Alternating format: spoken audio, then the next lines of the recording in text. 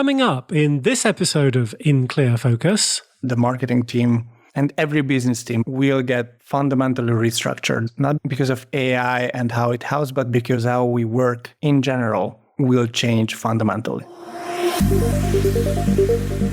You're listening to In Clear Focus, fresh perspectives on marketing and advertising, produced weekly by Benei, a strategy-led full-service creative agency growing brands for clients globally.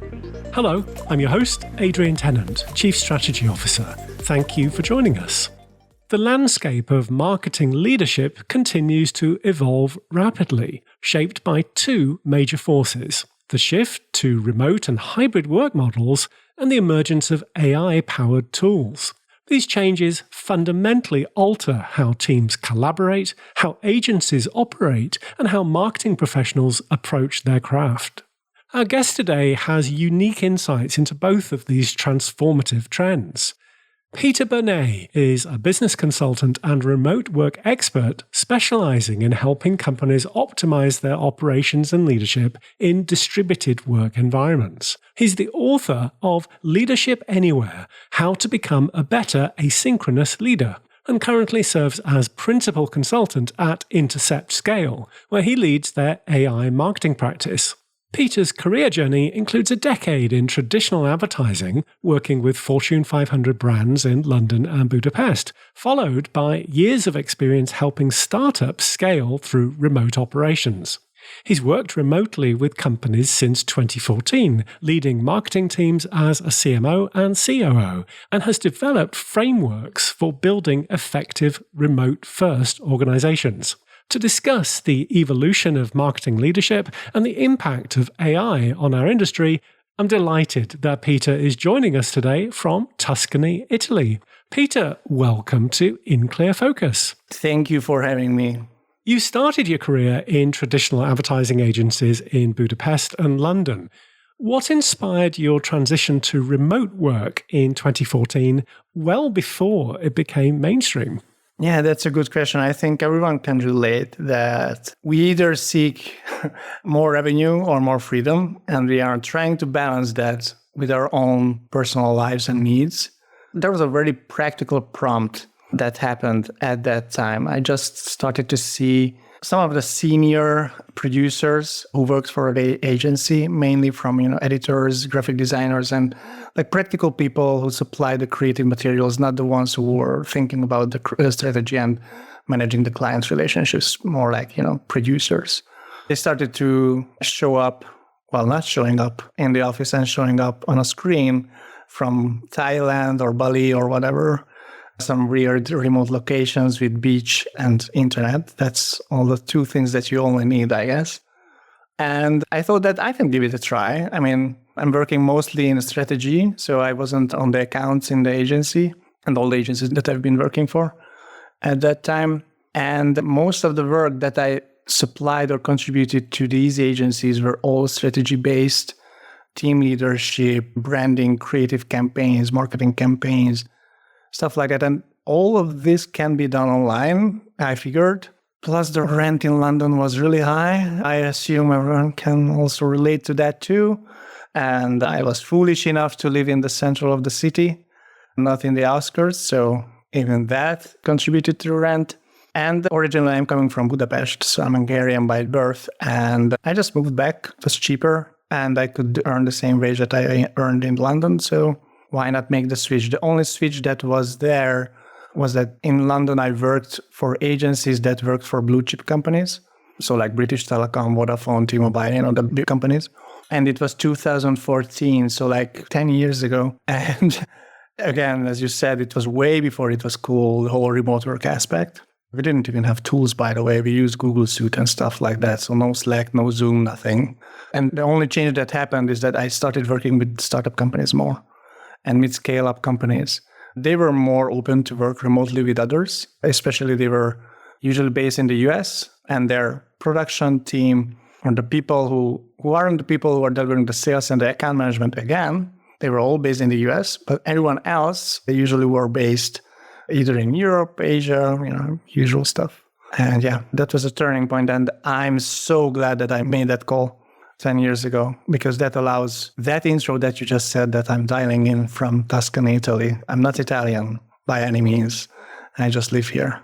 Well, I think it's fascinating that you lived your experience, obviously got a really great understanding of what problems managers would face dealing with remote employees. Your book, Leadership Anywhere, introduces several frameworks for remote leadership. Peter, could you explain the transparent leadership triangle and why it's particularly important for distributed teams? Sure. Let me explain why I wrote the book in the first place. I think it's important to understand. Again, I started working remotely 10 years ago and spent another almost 10 years in the office as well. So I had this, I could relate to both of the side of the coins, right? Especially because I worked in the office. I worked in mainly big agencies. So I'm sure you know, or everyone knows, it's lots of bureaucracy. Things are slower. Managers are walking the floor and, this kind of stuff. And that fundamentally changed when I started working remotely. But I saw a lot of misconceptions and missteps, mainly from the management perspective at these companies. I was never a CEO on these companies, so I was usually in the upper tier mid-manager. So I was able to see the problems on the mid-tier level and also on the high-tier level of the companies as well. After 8 years, I figured that, I'm just distilling all of the stuff that I learned. And I figured most people would understand from these frameworks, like the transparent leadership triangle. So the transparent leadership triangle is about transparency. But if I say to most of the people that, the more transparent your company is, the more trust you have within your teams, it's all fluffy and we cannot really grasp that and hold that in hands. It's not very practical, and I'm a very practical person. So I figured, let's find something that can attach as a practical way of explaining what trust is. And I think trust in a remote environment especially is providing access. So the more access you provide to your team members, the more trust you have and the more transparent your company becomes and so on. It's like a snowball effect. But you have to start with a practical way of providing access. And there are 5 levels of access. Most people do the first 2 in a remote environment. So the first level is the basic one, information. Provide as much access to information as you can. To translate it to practical terms again, have a knowledge hub online, document everything that you do so people can understand what is going on around the company, what do you stand for, what this company is doing, etc. Most companies nowadays, at least, it wasn't the case 10 years ago, but nowadays they are doing it really well. When you have a normal company, hybrid or office-based, you should think about the intranet or the intra-hub or whatever you have. It's pretty much the same for remote companies as well. But it has to be transparent for everyone because that's the single source of truth about the company for the people who are working remotely. Again, there is no office, right? So you have to start somewhere. The second is the operations. You have to provide as much access to the operations as you can. This is also most people and most companies are doing it. It's called project management, pretty much. Use a project management system that's transparent, that's online. You can see what's going on and who's doing what. The pitfalls that usually people make is that they don't do it fully transparently. So they have these silos where you cannot see the entire project, only just these pods or silos. And small teams can see one single part of the project management case. That shouldn't be the case. Everyone should see everything if they want to. The third level, and this is where most companies stop on a triangle, is the communications. They usually do it. It's a Slack or some sort of a chat communication network where everyone is, logging on. But the way they set it up, it's not transparent.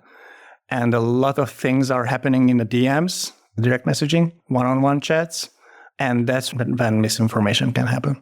So yes, have a chat, whatever you have, Slack or Teams or I don't care what. Tools doesn't matter that much, by the way. But when you have those tools set up in a way that it's default to everyone when you're sending a message, default to everyone when you're creating a project, default to everyone when you're creating performance report, which is the 4th level. So performance is the 4th. Leaders, we usually measure the performance of our team members, right? But we don't share how we or the company is performing. And it's so easy when you have a company in an office. it's easy to see how the company is performing, right? You either have the corner office, your agency is located in the square mile somewhere, or in the outskirts of the town, in the warehouse. That's different. Like status symbols around the office do work, but in remote work, they don't work. The only thing that works there are the numbers, how we are delivering with X, Y, Z KPIs. So share as much as you can with your team members so they can understand how the company is performing. The more the company is performing and more, the better the performance is, the more probably they will be more loyal to stay, because it's so easy to switch jobs, especially in a remote work environment. If I'm not happy, I can switch a job within a week and I'm not bound to location. So the entire job market is the entire planet for me. I can get a job anywhere. So loyalty is super key when you're a leader, to make sure that people who are working for you are loyal. So they have to understand how the company is performing, what they are doing, what are the operations, how do we communicate, and the last thing, how you as a leader make decisions. And I'm a big believer in transparent asynchronous decisions and decision making. So most decisions can be either reversed or can be collaborated with others. So pull them in. They are equally as smart as you, probably, maybe more. So just have an open mindset and decide together transparently. It's also easier to communicate the decision because everyone is involved in the first place.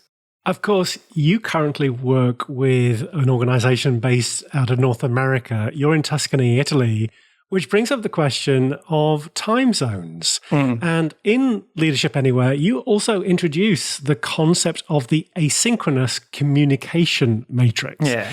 Can you explain how this helps teams decide when to use synchronous versus asynchronous communication? So synchronous means that everything happens at the same time, right? Asynchronous means that everything happens when you have the time. I know it's really reductional, but still. In the office, most of the work that you do is synchronous, right? And remote work, some parts of your work will by default become asynchronous.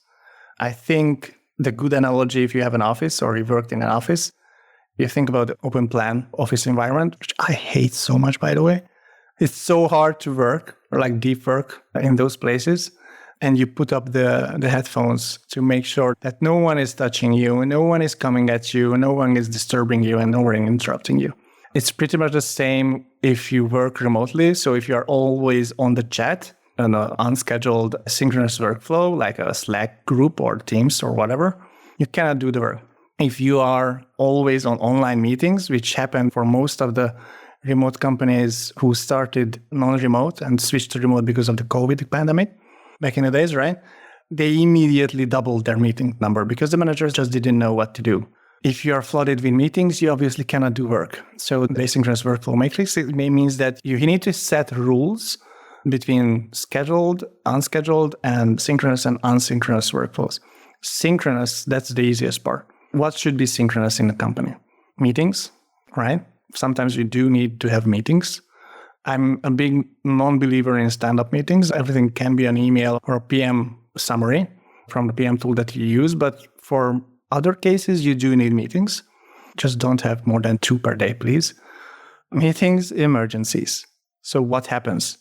In the office, it's easy. You walk to whoever and you solve the problem.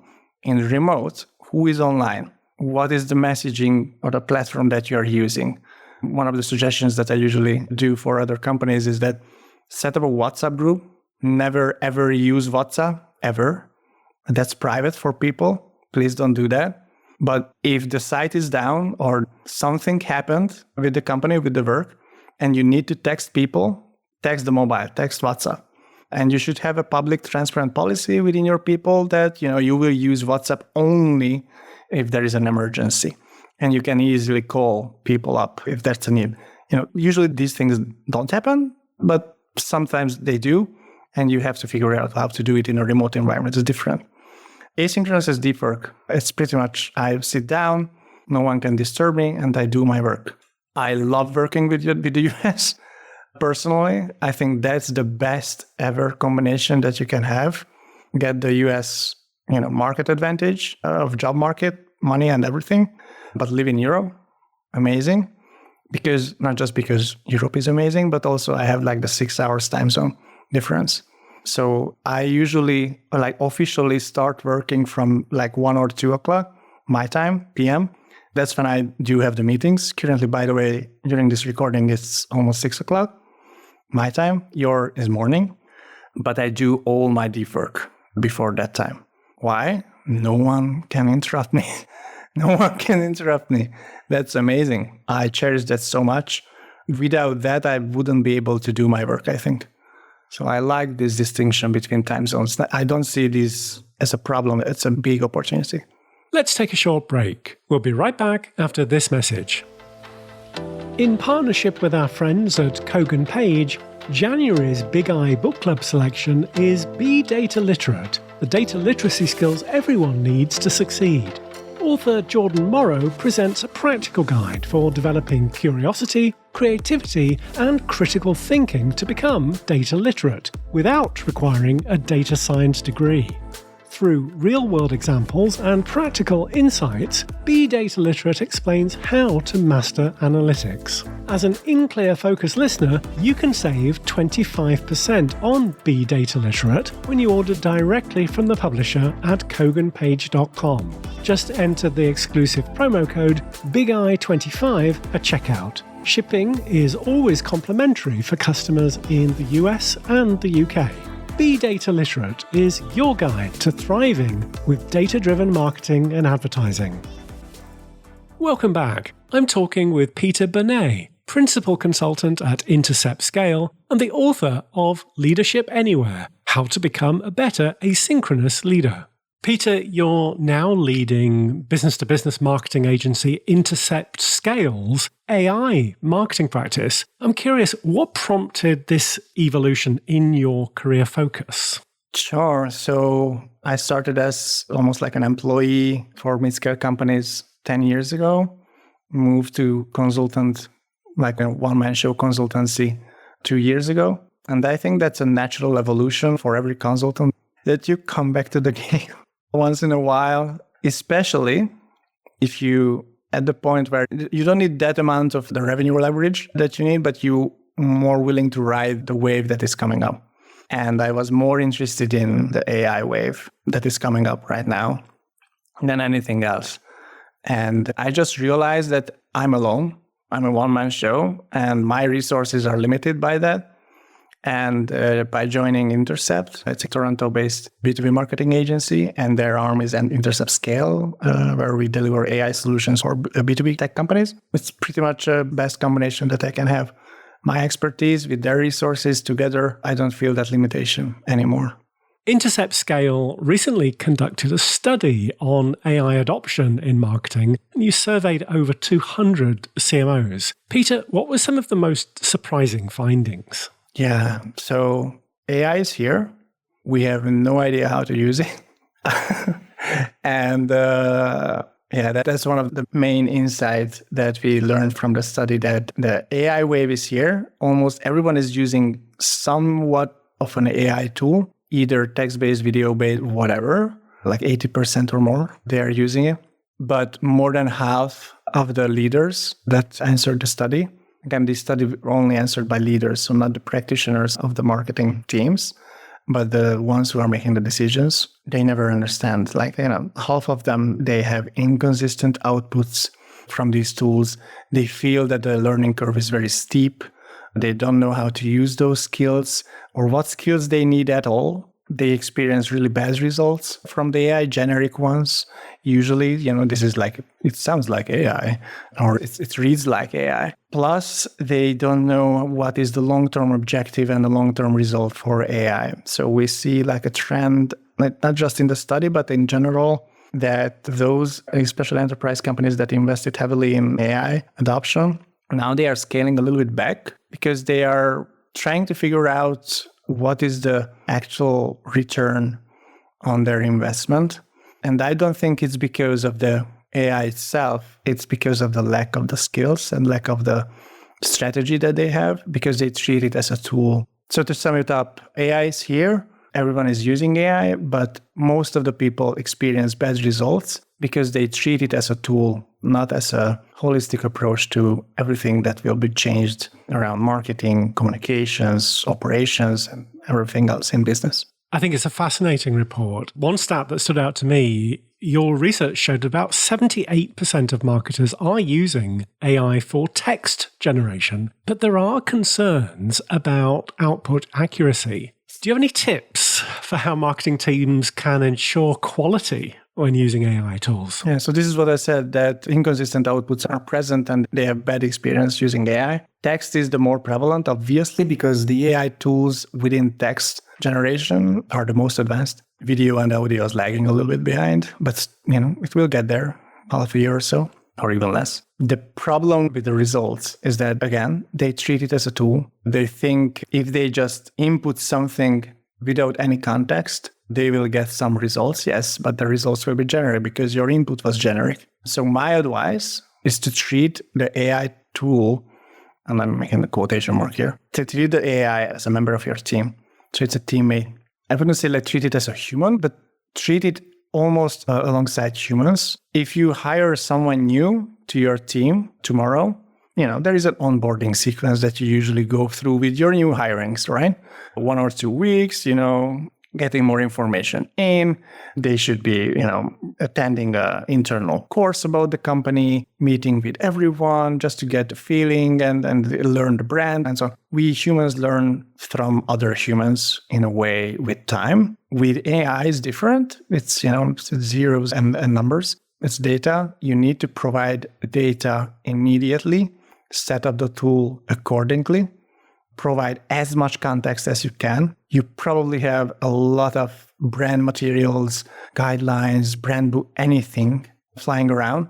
Upload that to your AI, your custom GPT or whatever you use. Doesn't matter that much. Customize that tool. And when you prompt that tool, provide context even more so. If you do that, your output will be much better.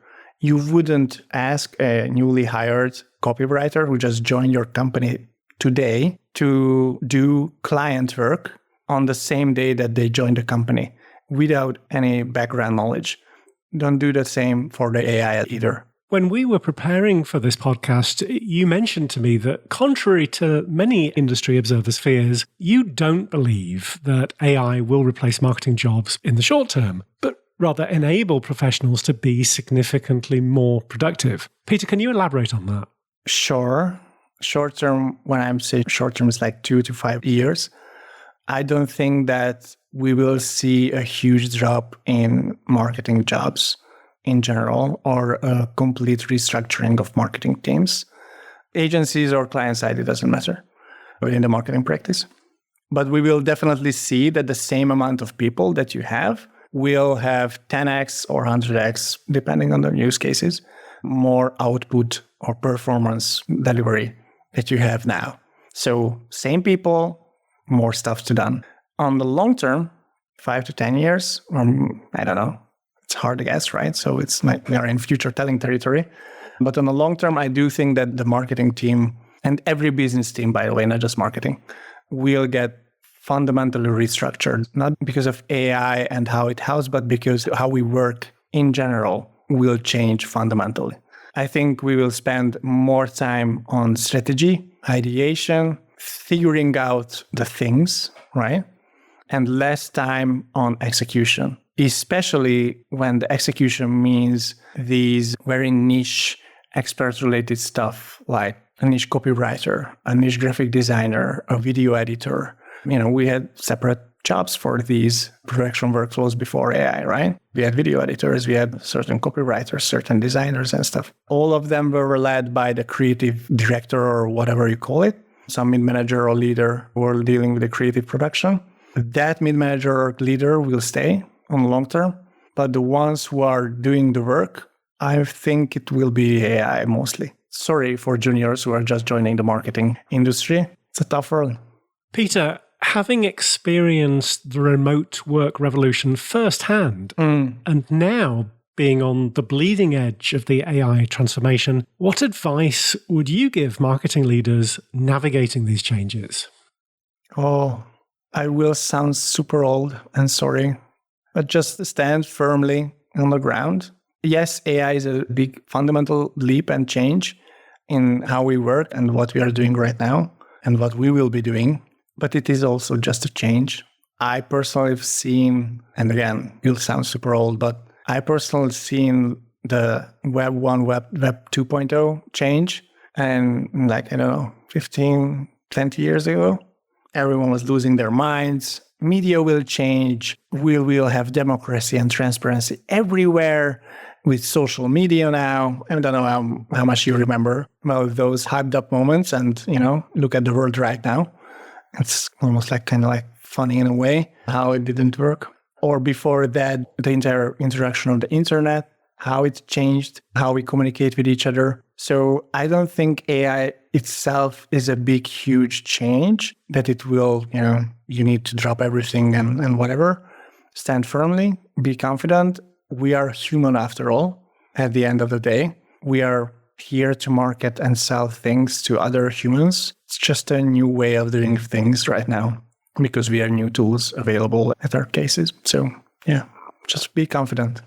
Earlier this year, Amazon CEO Andrew Jassy told workers that they would be expected to report back to the office 5 days a week starting in January 2025. Ex-owner Elon Musk has also consistently opposed remote work, saying he believes workers are more productive when working from a corporate office. Peter, what do you believe is behind these return to office initiatives? Regaining confidence by leaders and how they are managing their teams is certainly behind that. Heritage and tradition, sorry for being the European here, but if your company hasn't started remote first at all anyway, and you were forced to work remotely during the pandemic, right? That was the big shift for most of the people, I think, here. That shift was forced. It wasn't we should try and experiment with remote work now. No, everything was just locked up and you couldn't go to the office. So you had to deal with that. I think those companies will fundamentally make their employees return to the office. Most of them won't stay remote forever. They might go to a hybrid approach, when you are 2 days in the office, 2 days in whatever. AI will certainly contribute to that, by the way, because we will be more efficient and more optimized in how we work. So we will need to do less work. Plus commercial real estate, I think that's also a big issue because you will usually see enterprise companies like Amazon, Microsoft, whatever, these kind of companies that they heavily invested in big offices, especially before the pandemic. They are just sitting there empty. You need to pay for heating and stuff, right? So it's it's weird. So obviously it's easier to just ask people to come back. I'm not judging, by the way. So I think it's your company. So whatever you decide. At the end of the day, you just need to understand the consequences. If you have your HQ in, New York, where jobs are abundant and people can go to another office immediately or just, ditch the office anyway because they have a hybrid semi-remote company that they are working for, they will jump immediately because of the consequences of your decisions that you are moving everyone back in the office. So location does matter, but at the end of the day, it's your business, it's your decisions. So just, make sure that you are aware about your decisions and their consequences. I think you can collaborate a little bit better. Might be a sacrilege for hardcore remote believers, but I think you can collaborate a little bit better when you do have an office within a team. And culture obviously works better in an office scenario because proximity builds trust. What you can see, you believe in. So that's given. That's how we rule as humans. Other than that, efficiency and how we work, the deep work stuff, I don't think you need the office. It's actually, you're better off without it because you have less interruptions. Absolutely fascinating conversation. Really enjoyed it. Peter, if listeners would like to learn more about your work with Intercept Scale or your book, Leadership Anywhere, or indeed connect with you, what's the best way to do so? Yes, LinkedIn. I killed almost all my social media profiles except LinkedIn because I'm not sure that everyone got the message here, but I hate interruptions. So I don't usually, I'm very private in how I work and live. Yeah, LinkedIn. My name is Peter Benei. That's for Benei. Very unusual name. I'm probably one of the few ones who bear this on LinkedIn. Or you can check interceptscale.com. That's the company website, and my book is available on Amazon. Excellent. Thank you very much for being our guest this week on In Clear Focus. I hope I gave some valuable insights for those who are listening. Thank you for the invite. Thanks again to my guest this week, Peter Benei, Principal Consultant at Intercept Scale and the author of Leadership Anywhere. As always, you'll find a complete transcript of our conversation with timestamps and links to the resources we discussed on the In Clear Focus page at bigeyeagency.com. Just select Insights from the menu. Thank you for listening to In Clear Focus, produced by Big Eye. I've been your host, Adrian Tennant. Until next week, goodbye.